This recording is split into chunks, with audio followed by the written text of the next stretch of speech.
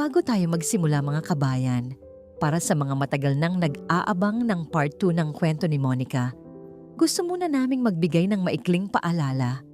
Matapos ma-upload ang unang bahagi ng kanyang kwento, marami sa inyo ang nag-iwan ng opinyon, payo at tanong kung ano ang naging desisyon niya at kung ano ang nangyari pagkatapos ng huling liham na ipinadala niya sa atin. Makalipas ang ilang araw, muling nag-reach out si Monica at nagbigay ng pahintulot na maibahagi namin ang karugtong ng kanyang kwento. Ngunit nais din naming igalang ang kanyang kahilingan na may ilang detalye na hindi na isasama para maprotektahan ang pribadong buhay ng kanyang mga anak at ng mga taong kasama na niya ngayon.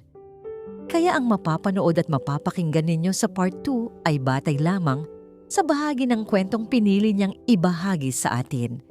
At para naman sa mga bagong nanonood na hindi pa napapanood ang unang bahagi ng kwento ni Monica, ilalagay namin ang link o reference ng part 1 sa description ng video para masundan ninyo ang buong pangyayari mula sa simula.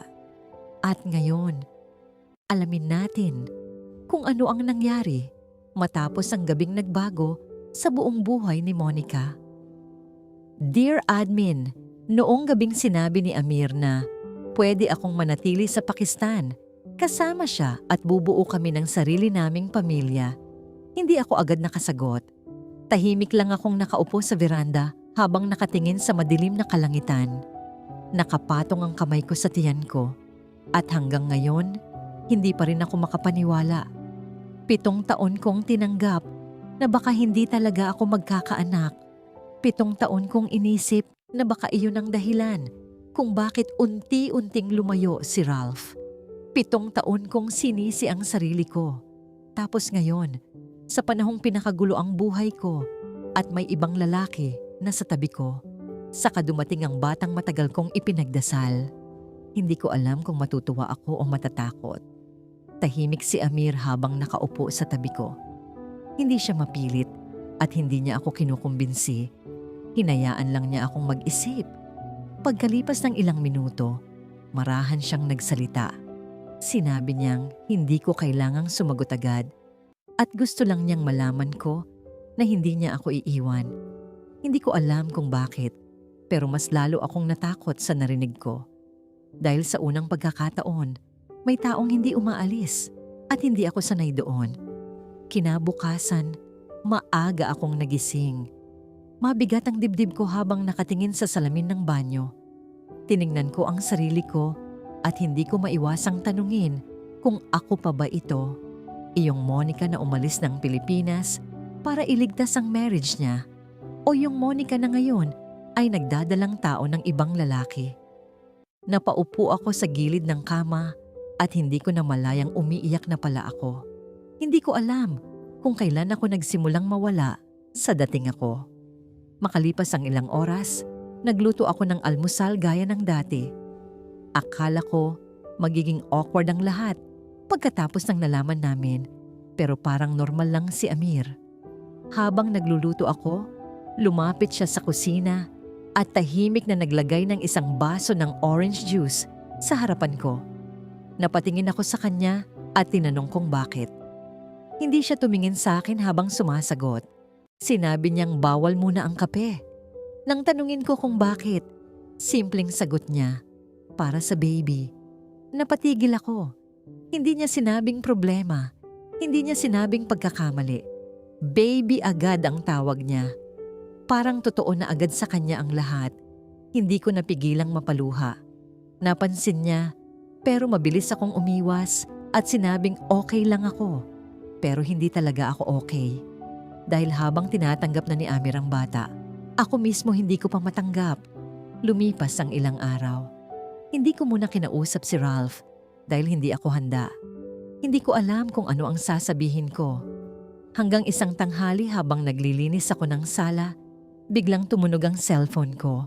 Si Ralph ang tumatawag. Biglang bumilis ang tibok ng puso ko. Matagal kong tinitigan ang screen bago ko sinagot. Pagkasagot ko, galit agad ang bungad niya. Tinanong niya kung bakit hindi ako sumasagot at sinabi kong busy lang ako. Tumawa siya ng walang saya at tinanong kung may iba na ba akong ginagawa doon. Parang may malamig na dumaan sa likod ko. Hindi naman niya alam ang totoo pero hindi ko alam kung bakit parang may kutob siya. Tahimik lang ako. Tapos sinabi niyang may nagsabi raw na parang ang saya-saya ko sa ibang bansa. Hindi ako sumagot. Hindi ko alam kung paano. Hanggang sa tinanong ko na lang kung ano ba talaga ang kailangan niya. Sandali siyang natahimik bago sinabi ang totoong dahilan ng tawag. Magpadala raw muna ako. Napatawa ako. Pero hindi dahil masaya ako. Pagod na pagod lang ako. Doon ko naramdaman na hindi pala ako hinahanap. Hindi pala niya ako namimiss. Pera lang pala ulit. Tahimik kong tinanong kung saan napunta lahat ng mga padala ko. Hindi siya agad sumagot. Maya-maya tumaas ang boses niya at tinanong kung iniimbestigahan ko ba siya. Huminga ako ng malalim at sa unang pagkakataon, hindi ako natakot. Hindi ako nagmakaawa. Hindi ako nag-explain. Sinabi ko na wala muna akong ipapadala. Bigla siyang sumigaw at tinanong kung mayabang na raw ba ako dahil nasa abroad ako. Tahimik lang ako. Hanggang sa nasabi ko ang matagal ko nang gustong sabihin. Hindi ako ATM mo, Ralph. Biglang natahimik ang kabilang linya. Pagkatapos, mahina niyang sinabi ang bagay na hindi ko inasahan. Kung ayaw mo na, umuwi ka. Natigilan ako. Tapos sinundan niya yon ng isa pang salita na mas masakit. Tingnan natin kung matatanggap ka pa dito. Pagkababa ko ng tawag, hindi ko namalayang nanginginig na pala ako. Tahimik akong napaupo sa sahig. At doon ko unang naisip, paano kung tama siya? Paano kung umuwi akong buntis? Paano kung wala na akong babalikan? Habang umiiyak ako, narinig kong bumukas ang pinto. Si Amir. Tahimik siyang lumapit at tumingin sa akin. Hindi siya nagtanong. Umupo lang siya sa harapan ko at tiningnan ang cellphone sa kamay ko. Pagkatapos ng ilang segundo, marahan niyang tinanong kung sinaktan na naman ba ako ni Ralph. Hindi ako nakasagot pero tumango ako. Tahimik siya sandali bago tumingin diretso sa mga mata ko. At sinabi ang mga salitang hindi ko inaasahang maririnig. Kung ganoon, hayaan mo akong gawin ang dapat kong ginawa noon pa. Napakunot noo ako. Tumayo siya at humarap sa akin. Pagkatapos marahan niyang sinabi, gusto kong kausapin ang asawa mo. Natigilan ako. Hindi dahil sa takot, kundi dahil sa unang pagkakataon sa buhay ko. May taong gustong ipaglaban ako. Pagkasabi ni Amir na gusto niyang kausapin ang asawa ko, para akong natauhan bigla. Mabilis akong tumayo at agad umiling. Hindi dahil ayokong ipagtanggol niya ako, kundi dahil natakot ako. Takot akong tuluyan nang mawala ang natitira sa buhay na iniwan ko sa Pilipinas. Kahit gaano kasama si Ralph, kahit gaano niya ako nasaktan, may bahagi pa rin sa akin na nahihirapang tanggapin na baka tapos na talaga ang pagsasama namin.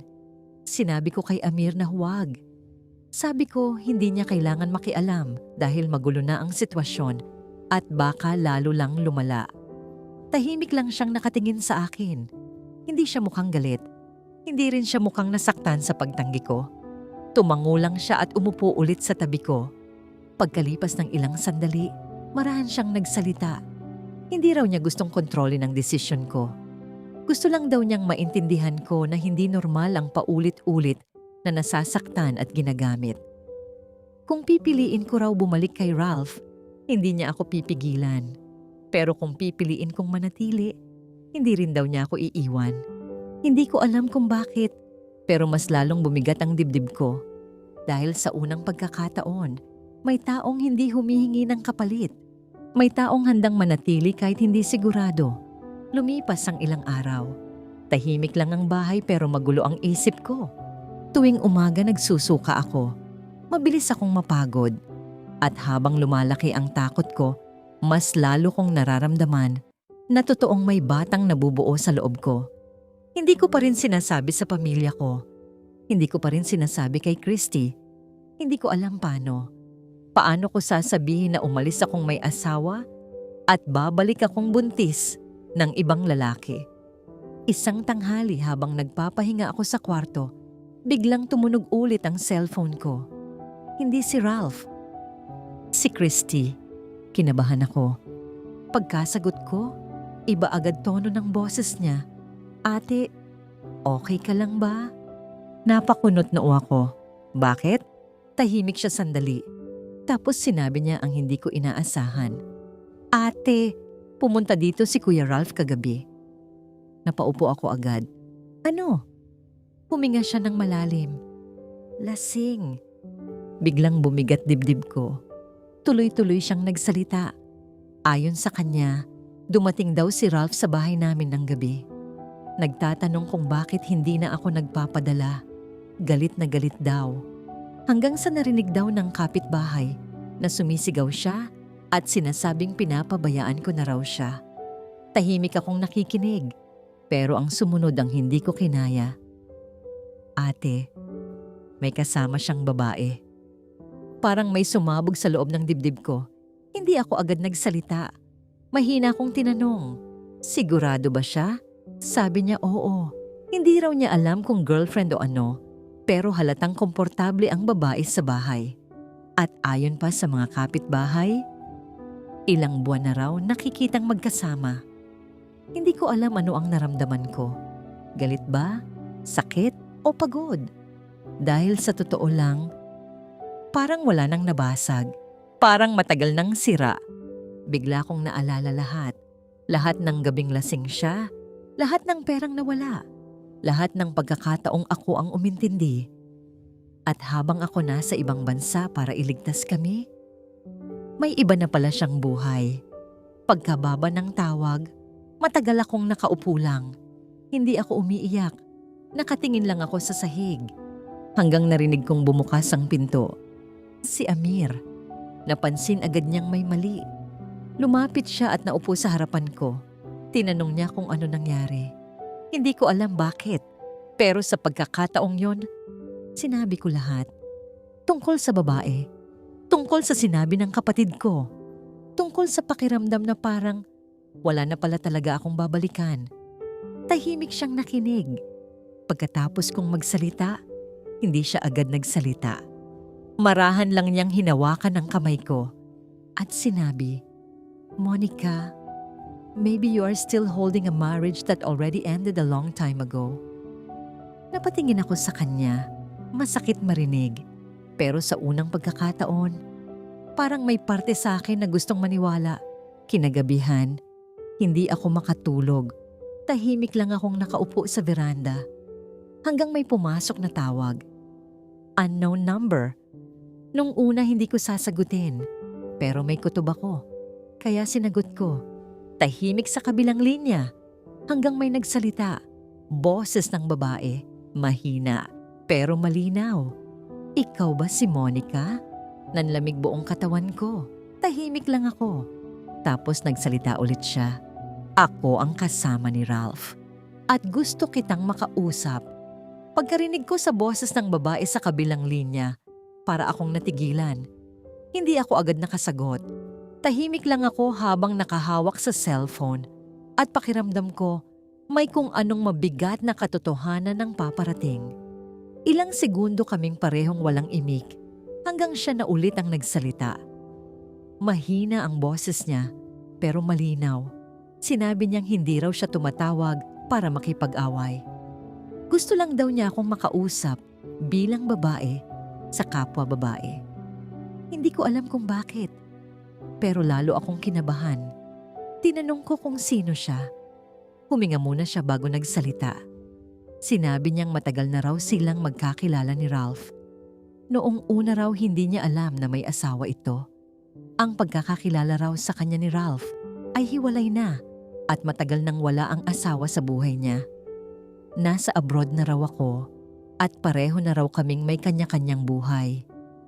Habang nagsasalita siya, pakiramdam ko may unti-unting humihila pababa sa akin. Hindi dahil nabibigla ako, kundi dahil bawat sinasabi niya, parang pinapatunayan lang ang mga bagay na matagal ko nang pinipilit hindi makita. Tinanong ko siya kung bakit niya ako tinatawagan ngayon. Natahimik siya sandali bago nagsabi ng salitang hindi ko inaasahan. Ayaw ko po sanang manggaling sa akin, pero parang hindi po niya balak sabihin sa inyo. Napahigpit ang hawak ko sa cellphone. Hindi ko alam bakit, pero may mas mabigat pa akong inaasahan. At tama ako. Mahina niyang sinabi na ilang buwan na raw silang magkasama. Madalas daw nasa bahay si Ralph. Madalas daw doon natutulog. At ayon pa sa kanya, plano raw nitong magsimula ulit ng panibagong buhay. Tahimik lang ako. Hindi ako sumagot. Hindi ko rin alam anong mararamdaman ko. Hanggang bigla niyang sinabi, "Pasensya na po." Doon ako natauhan. Tinanong ko kung bakit siya humihingi ng tawad. Tahimik siya. Tapos sinabi niyang noong una akala niya wala na talaga akong pakialam kay Ralph.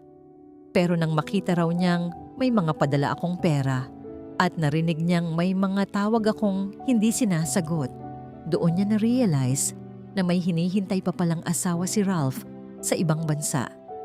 Napapikit ako. Hindi ko alam kung sino ang mas nakakaawa. Ako ba? O siya? Pagkatapos ng ilang sandali, ako na mismo ang nagtanong, "Mahal mo ba siya?" Tahimik. Mahina siyang sumagot. "Opo?" Tumango ako kahit hindi niya nakikita. Pagkatapos tinanong niya ako, "Mahal niyo pa po ba siya?" At sa unang pagkakataon, hindi ako nakasagot dahil hindi ko alam. Mahal ko pa ba si Ralph? O mahal ko na lang ang alaala ng lalaking pinakasalan ko? Pagkababa ng tawag, matagal akong walang ginawa. Tahimik lang akong nakaupo habang nakatitig sa sahig. Hanggang may naramdaman akong may lumapit. Si Amir. Umupo siya sa tabi ko, pero hindi siya nagsalita agad. Ilang minuto rin kaming tahimik hanggang tinanong niya kung may nangyari ba. Tumingin ako sa kanya. At sa unang pagkakataon, simula nang dumating ako sa Pakistan, sinabi ko lahat. Sinabi ko tungkol sa tawag, sa babae. Sa sinabi nitong may bago ng buhay si Ralph. At pagkatapos kong magsalita, hindi ko na malayang umiiyak na pala ako. Tahimik lang si Amir. Hindi siya nagsalita agad. Marahan lang niyang hinawakan ng kamay ko. Pagkatapos sinabi niya, "Monica, sometimes the hardest part is not losing someone. Sometimes the hardest part is accepting that they already left." Hindi ko alam bakit, pero doon ako tuluyang napaiyak. Hindi dahil iniwan ako, kundi dahil baka matagal na pala akong nag-iisa. At habang umiiyak ako, hindi ko na malayang napahawak ako sa tiyan ko. At doon ko unang naisip, kung hindi na ako babalik kay Ralph, ano na ang susunod na gagawin ko?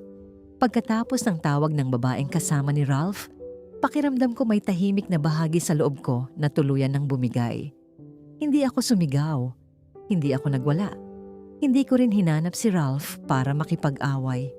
Sa totoo lang, wala na akong lakas. Ang pinakamasakit pala ay hindi iyong malaman mong may iba na ang asawa mo. Ang pinakamasakit ay yung maramdaman mong matagal ka nang iniwan, pero ikaw lang ang huling nakaalam.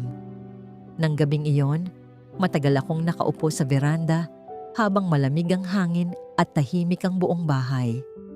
Paminsan-minsan napapahawak ako sa tiyan ko at paulit-ulit kong tinatanong ang sarili ko kung paano umabot sa ganito ang buhay ko. Umalis akong may pangarap. Umalis akong gustong iligtas ang marriage namin. Umalis akong umaasang pagbalik ko, magiging maayos na ang lahat. Pero ngayon, buntis ako sa ibang lalaki at unti-unti kong nararamdaman na baka wala na talaga akong babalikan. Tahimik lang si Amir buong gabi. Hindi niya ako pinilit magsalita. Hindi niya ako niyakap agad. Hindi rin siya nagsalita ng mga salitang gusto kong marinig. Hinayaan lang niya akong maramdaman lahat. At sa totoo lang, iyon ang mas mahirap. Dahil kapag walang pumipilit sa'yo, wala ka nang masisisi sa magiging desisyon mo. Kinabukasan, masama pakiramdam ko. Nahihilo ako at halos wala akong ganang kumain. Habang naghahanda ako ng almusal, bigla akong napaupo dahil parang umiikot ang paningin ko. Hindi ko na malayang mabilis pala akong nilapitan ni Amir. Siya ang unang kinabahan. Pinaupo niya ako at siya na mismo ang nagluto. Habang tahimik akong nakatingin sa kanya, hindi ko maiwasang isipin ang kakaibang pakiramdam na nararanasan ko nitong mga nakaraan. Hindi ako sanay na may nag-aalala. Hindi ako sanay na may tumitingin kung kumain na ba ako. Hindi ako sanay na may nagtatanong kung pagod na ba ako. Habang kumakain kami, bigla siyang nagsalita.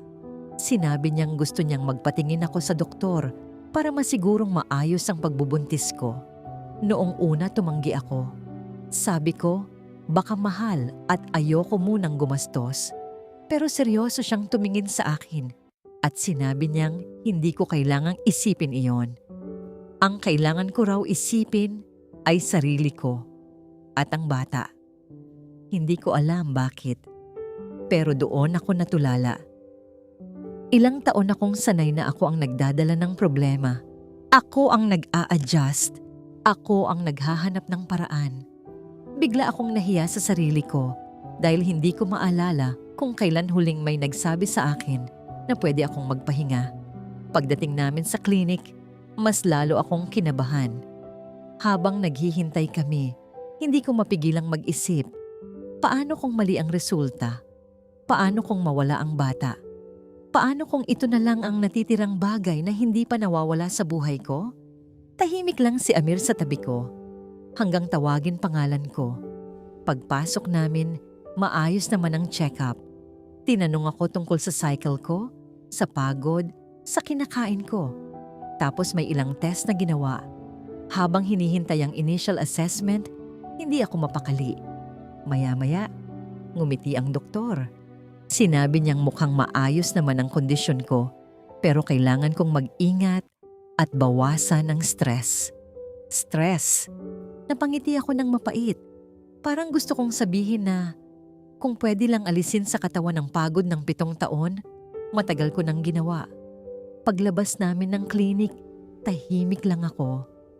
Habang naglalakad kami pabalik sa sasakyan, biglang nagsalita si Amir.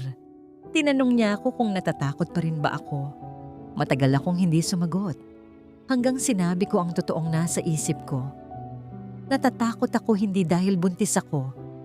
Natatakot ako dahil hindi ko alam kung anong klaseng babae na ako ngayon. Tahimik lang siyang nakinig. Pagkatapos sinabi niya ang bagay na hindi ko inaasahan. Sinabi niyang hindi raw niya ako nakikita bilang masamang babae. Hindi raw niya ako nakitang taong naghahanap ng pagtataksil. Ang nakita raw niya ay isang babaeng sobrang tagal nagtiis hanggang dumating sa puntong napagod. Hindi ko alam kung tama ba yon. Pero sa unang pagkakataon, parang hindi ko kinamuhian ang sarili ko. Lumipas ang ilang araw at dumating ang tawag na matagal kong iniiwasan. Si Ralph. Matagal bago ko sinagot. Pagkasagot ko, iba ang tono niya. Hindi na galit, tahimik, nakakakaba. Huminga siya ng malalim. Tapos sinabi niya, "Totoo ba?" Hindi ko agad naintindihan. Tinanong ko kung ano. Tahimik ulit hanggang sinabi niya, "May nagsabi sa akin, buntis ka raw." Nanlamig ako. Hindi ko alam paano niya nalaman. Hindi ko alam sino nagsabi. Tahimik lang ako. Hanggang sinabi niyang may nagtawag daw sa kanya at nagsabing masaya na raw ako sa ibang bansa. Hindi ko alam kung sino. Pero sa pagkakataong yon, pagod na akong magsinungaling. Huminga ako at sa unang pagkakataon, umamin ako. Sinabi kong oo. Tahimik. Mahabang katahimikan. Akala ko sisigaw siya. Akala ko magmumura. Pero ang una niyang sinabi, "Kanino?" Napapikit ako. Hindi ako sumagot agad. Hanggang sinabi ko, "Hindi kanya." Tahimik. Napakahabang katahimikan. Hanggang narinig kong huminga siya ng malalim. Pagkatapos mahina niyang sinabi, "Ang bilis mo naman." At doon ko unang naramdaman ng galit. Hindi dahil nahuli ako, kundi dahil siya pa ang may lakas ng loob magsabi noon. Tahimik akong nagsalita. Sinabi kong hindi ko na ipapaliwanag lahat. Hindi ko nasasabihin kung ilang buwan niya akong iniwan. Hindi ko nasasabihin kung ilang beses kong sinubukang iligtas kami. Pagod na ako. At sa unang pagkakataon, sinabi ko rin ang matagal ko nang gustong sabihin. Ralph, hindi kita hinihingan ng permiso para sumaya. Tahimik siya. Pagkatapos mahina niyang sinabi, kasal pa rin tayo? Napapikit ako at doon ko unang naintindihan. Oo, kasal pa rin kami. Pero hindi ibig sabihin noon may relasyon pa. Hindi ibig sabihin noon may pagmamahal pa. Hindi ibig sabihin noon may tahanan pa. Pagkababa ng tawag, lumabas ako ng bahay. Nandoon si Amir. Tahimik. Hindi siya nagtatanong. Lumapit lang ako. At sa unang pagkakataon, ako ang unang nagsalita. Sinabi ko, hindi ko alam anong mangyayari. Hindi ko alam paano. Pero ayoko nang manatili dahil lang sa takot. Tahimik siyang tumingin sa akin at marahan niyang hinawakan ng kamay ko. Habang nakatingin sa akin, sinabi niya, then don't decide tonight. Just promise me, next time you choose yourself too. At doon ko unang naramdaman na baka may buhay pa pala pagkatapos ng sakit. Pagkatapos ng huli naming pag-uusap ni Ralph, pakiramdam ko hindi naman agad gumaan ang lahat. Sa totoo lang, mas naging tahimik lang. Pero iba ang katahimikan na yon. Hindi na yun yung katahimikang puno ng pag-aalala at paghihintay. Hindi na yun yung araw-araw na iniisip ko kung paano ko aayusin ang isang relasyong ako na lang ang lumalaban. Sa unang pagkakataon matapos ang mahabang panahon, pakiramdam ko tumigil ako sa pagtakbo. Lumipas ang mga linggo at unti-unti kong tinanggap ang pagbubuntis ko. Hindi naging madali. May mga umaga pa rin na umiiyak ako sa banyo. May mga gabing naiisip ko pa rin kung paano kung iba ang naging desisyon ko noon. Pero habang lumalaki ang tiyan ko, mas lalo kong nararamdaman na may mas mahalaga na akong iniisip kaysa sa sasabihin ng ibang tao. Mas naging maalaga si Amir pero hindi siya naging mapilit. Hindi niya ako kinakausap tungkol sa kinabukasan araw-araw. Hindi niya ako tinatanong kung kailan ko siya pipiliin. Sa halip, ginawa niya lang ang mga simpleng bagay na hindi ko na malayang matagal ko nang hindi nararanasan. Kapag pagod ako, siya ang nagluluto. Kapag hindi ako makatulog, sasamahan niya akong maglakad sa hardin. Kapag kinakabahan ako sa magiging buhay ng anak ko, sasabihin lang niya na hindi namin kailangang malaman lahat ng sagot agad. Isang gabi habang kumakain kami, bigla niyang sinabi na may balak siyang ilipat ang mas malaking bahagi ng negosyo niya sa Dubai. May mga dati na raw siyang koneksyon doon at mas magiging madali para sa kanya kung doon kami magsisimula ulit. Hindi ko agad naintindihan bakit niya sinasabi iyon. Hanggang tumingin siya sa akin at sinabi niyang hindi niya ako pinapapili agad. Pero gusto niyang malaman ko na kung sakaling ayaw ko nang bumalik sa Pilipinas, hindi ibig sabihin wala na akong ibang buhay na pwedeng puntahan. Hindi ako agad nakasagot. Dahil sa unang pagkakataon, may taong hindi lang ako iniisip para sa kasalukuyan. May taong iniisip kung saan magiging tahimik ang buhay ko. Lumipas ang ilang buwan at dumating ang araw na pinakakinatatakutan ko. Nanganak ako. Sobrang kaba ko noon. Nanginginig ako habang nasa ospital at paulit-ulit kong iniisip kung magiging maayos ba ang lahat. Habang nasa loob ako, si Amir lang ang nakita kong pabalik-balik sa labas. Hindi siya mapakali, hindi siya makaupo. At sa totoo lang, doon ko unang nakita na natatakot din pala siya.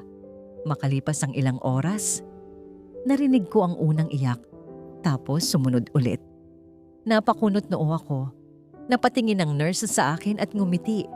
Sinabi niyang congratulations, 2 raw. Hindi ako agad nakaintindi hanggang ilapit sa akin ang 2 maliit na sanggol. Parehong lalaki. Napaiyak ako. Hindi dahil masakit, kundi dahil hindi ko inakalang mangyayari ito sa buhay ko. 7 taon kong tinanggap na baka hindi ako magiging nanay. Tapos ngayon, dalawa pa ang dumating. Nakita ko si Amir. Hindi siya nagsasalita. Nakatingin lang siya sa mga bata. Tapos tumingin siya sa akin. At sa unang pagkakataon, simula nang makilala ko siya, nakita ko siyang umiyak. Hindi malakas, hindi dramatic, tahimik lang. Parang taong matagal nang may kulang sa buhay.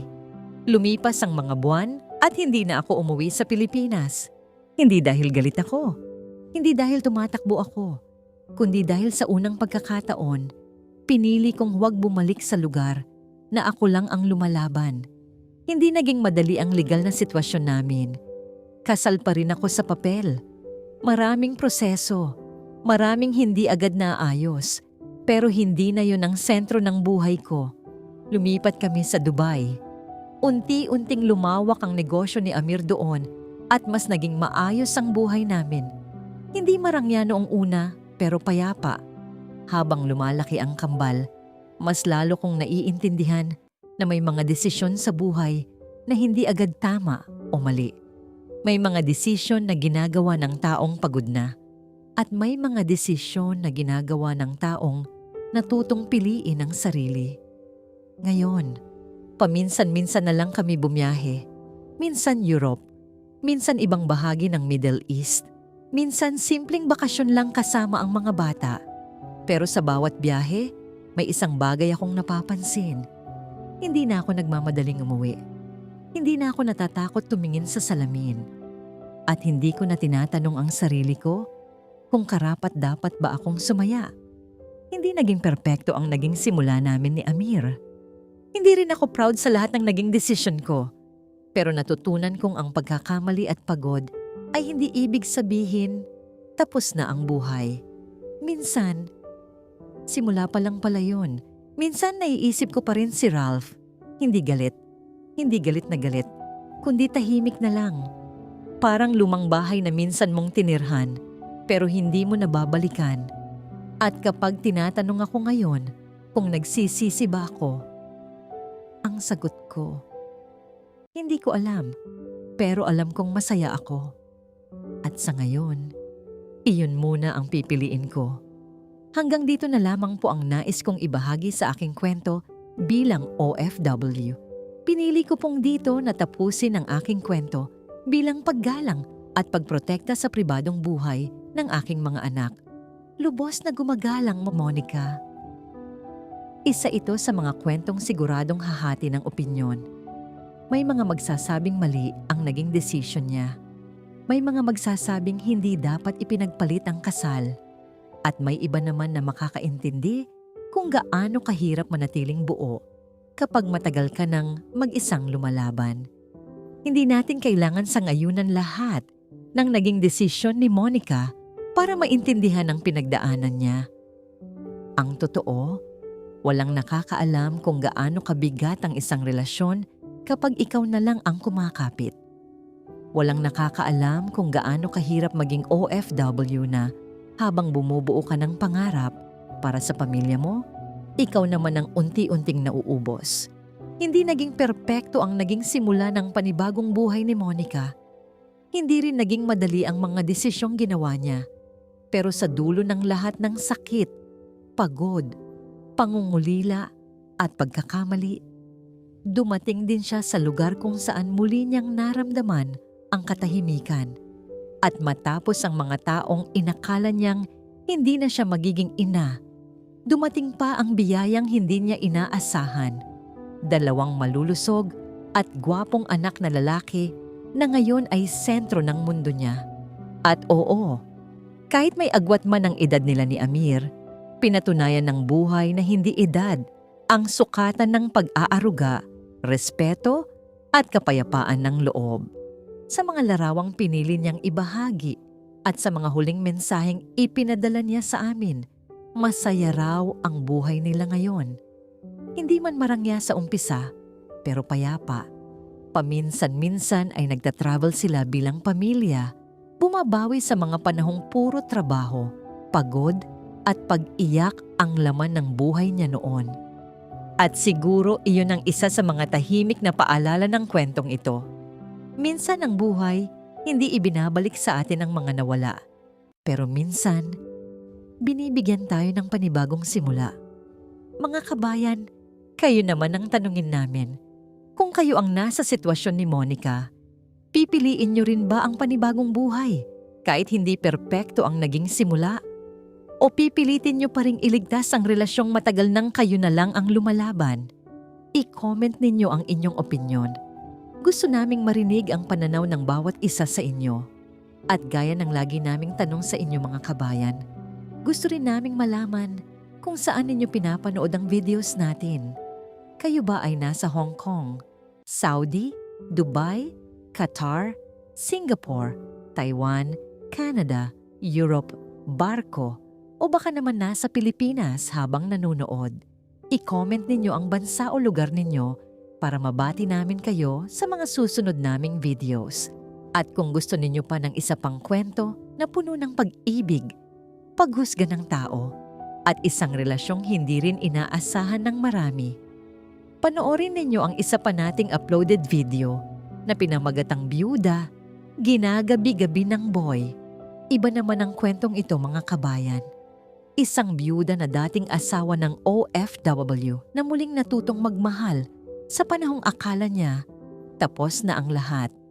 At kahit malaki ang agwat ng edad, may isang taong nagpatunay sa kanya na minsan ang tunay na pag-aaruga at pagmamahal ay dumarating sa paraang hindi natin inaasahan. Maraming salamat sa pananatili hanggang sa dulo ng kwentong ito. Kung may kwento rin kayong gustong ilabas, mga liham ng sakripisyo, pangungulila, tagumpay, o pagkatalo bilang OFW, bukas ang channel na ito para sa inyo. Pwede kayong magpadala ng inyong kwento at igagalang namin ang inyong katahimikan at pagkakakilanlan. Thanks for watching and we'll see you in the next video.